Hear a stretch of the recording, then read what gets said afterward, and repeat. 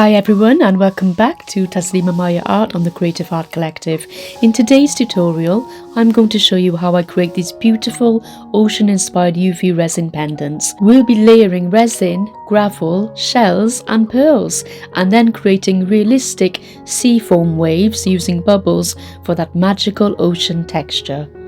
I have discount codes for all the products I use down in the description box below. So these pendants can be turned into keychains, earrings, necklaces and so much more, and they're perfect gifts for handmade jewellery collections.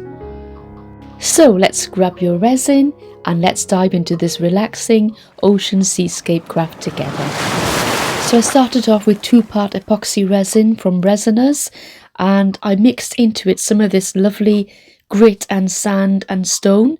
This is actually sand and stone that we collected on our vacation last year in Dubai on one of the beaches. My daughters collected these, so I suppose there's some sentimental value in these creations today, and I just mixed that straight in. You can see me just picking out the gravel and the sand there, and it was very gritty sand on this beach, and I'm going to stir that up. I don't want a lot because these are small pendants, and I put that into these silicone moulds and added a few little decorative items like simulated pearls and starfish. And now I'm using my Jade Diction coloured UV resin. This is a box set. It's a lovely little kit if you're a beginner resin artist. So I'm applying the blue resin, it's this coloured resin, right into the mould there just to cover the top half of that. And it's such a simple craft activity this is, but please do use your PPE and stay safe because it is ultimately resin that you're working with here. Make sure there's ventilation, you're using a mask and gloves. So I'm just going to tilt that around a little bit so it covers the top half of my pendants.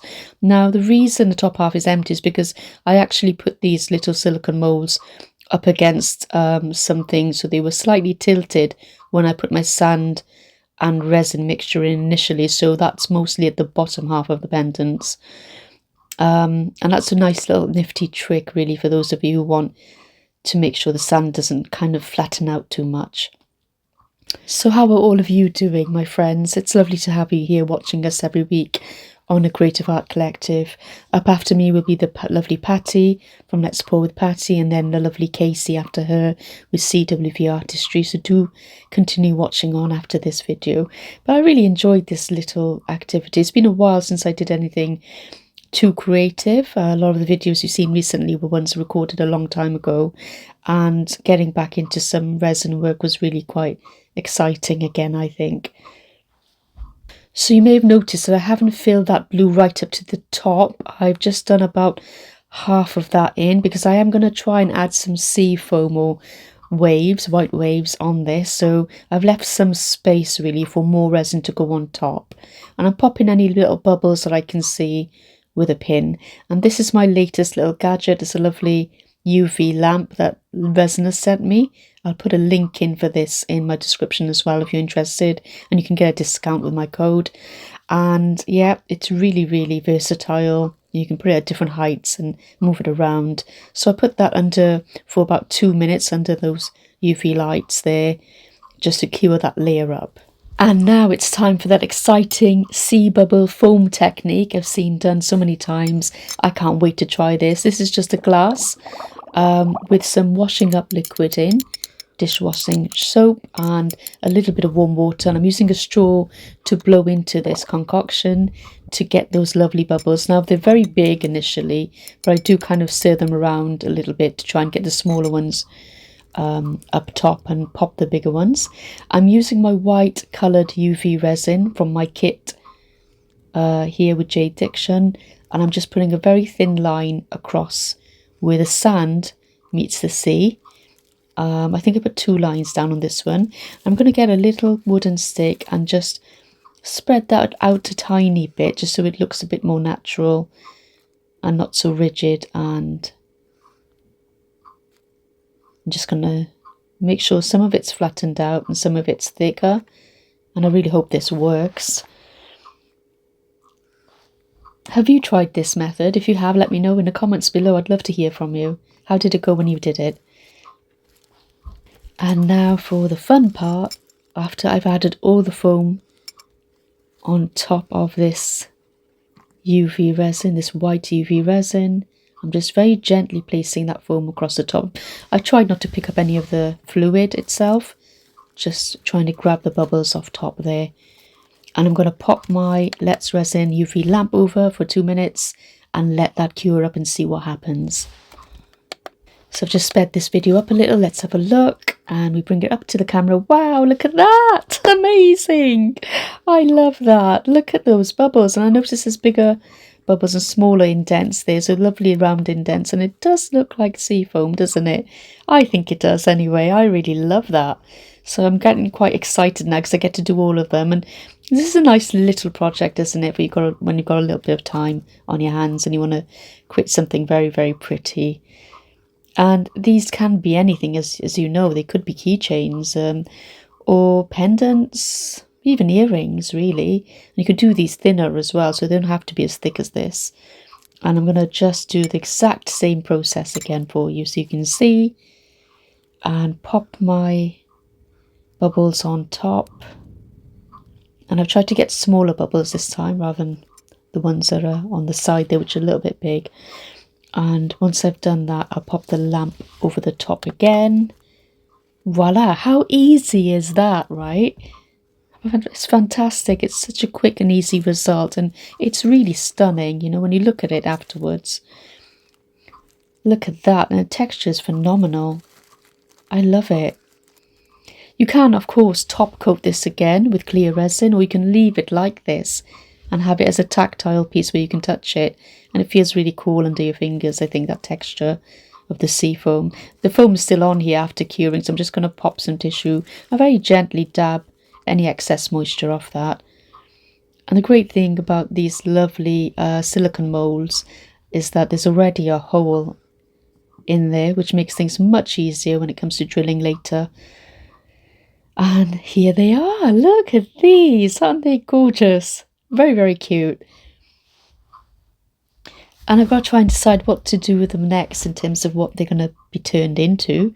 And if you're selling at markets and things, these are just perfect to sell. You know, they're small, they're easy to sell. Loads of people love them. You know, anything to do with the sea, the ocean, lots of interest in those type of resin creations. So they are really perfect. So I'm going to pop them out in a moment, but first I'll probably try and top coat some of them. I did choose to top coat the majority of these. You don't have to, of course. And I've just used very simple, clear UV resin to do that. It's very easy to cure this, considering it's transparent. And I'm going to pop that across the top and cover up those shells and pearls and whatnot in there as well. So I take it right up to the level there, because I really wanted to, but I did leave one without top coating because I quite like the texture as well. Having said that, once you top coat, I love that smooth feel under your fingers. It's just something really nice about touching something that's totally smooth on both sides. I'm just going to make sure it's taken right to the edges so there's no bubbles trapped around the edges there. They do tend to hide a little bit. There we go. We can also spray it with 99% isopropyl alcohol to get rid of any bubbles. Or very quickly take a torch over the top, though I don't recommend that. Sometimes it fuses to the actual silicone mould when you do that, so be careful. And then it's just a simple case of curing it. And this is my daughter, who's 7 now, Safi. She decided to take the cup away and blow as many bubbles as possible until it was covering the entire table, so she had a bit of fun with that. And here they are. Look at those. They're fully cured now. I might sand the edges a little tiny bit and then maybe dome it again. I'm not sure, but I think they look stunning. The edges aren't too bad. I think I just need to do a slight sand and polish, and that should sort that out. And this piece, look at that, and the texture, it's gorgeous. And those shells and the gravel from that beach we were at, it's gorgeous, isn't it? What do you think? Do you know, I really love the depth we built using the gravel and the UV clear resin, and the simulated pearl starfish shells and shell shards really shine. And I like the ocean tone as well, and the realistic sea waves and the magic of the bubble seafoam effect. I think these are gorgeous to turn into wearable jewellery and accessories. I mean, this technique is really beginner friendly and it's perfect for handmade jewellery or resin art lovers or ocean inspired crafts. Anyone who's a small business maker and wants a gift idea. And they really do quite easily pop out of those moulds. How cute are these? And there's some depth to these, but I could have made them thinner, I suppose. But I quite like how thick and chunky it is. It's like the ocean in a pendant. I think the reason I've loved making these in particular is because nature isn't perfect or symmetrical, is it? And the ocean definitely isn't. No two pieces also ever turn out the same, and that's honestly my favourite part of resin art. And I love how they catch the light when worn. And I think sometimes less is more. Leaving an empty space actually makes the ocean feel more natural. And this texture on this piece is absolutely gorgeous. I love touching this piece, it's lovely. And you can even feel the shell and the ridges on the shell and the stone there as well. How cool is that? It's just like a real seascape, just in miniature. And I love that underwater feeling. So you don't need expensive materials for this look. It's more about layering and patience. So if you do try this, always remember that you should try and stretch the white resin gently, letting it fade naturally like real water meeting the shore. And don't worry if it looks messy at any stage, the magic happens towards the end anyway. And honestly, this bubble seafoam moment was my favourite part of this process. I was simply using washing up liquid and water to create those bubbles. Something so everyday, but the effect is just amazing. Yeah, definitely these pendants work beautifully as keychains, earrings or necklaces, as they're lightweight and eye-catching, and they make lovely handmade gifts because every single piece is truly one of a kind. And I think this is the kind of jewellery that people will always ask you about. So let me know, which shape do you love the most? Teardrop, oval or triangle? Or maybe even the rectangular ones? I think my favourite was the triangle, the rounded corners of that triangle.